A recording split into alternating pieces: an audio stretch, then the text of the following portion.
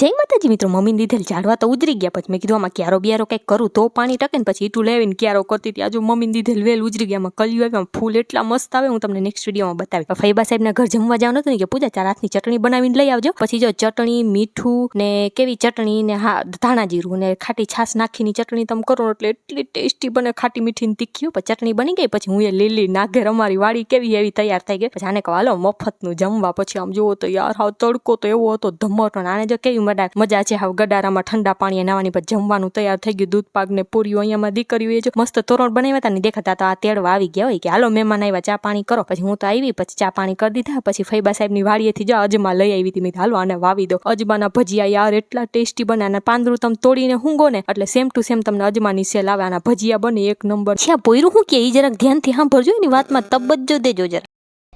આપણો બગીચો એના માટે લાઈક કરી દેજો ને સબસ્ક્રાઇબ કરી દેજો.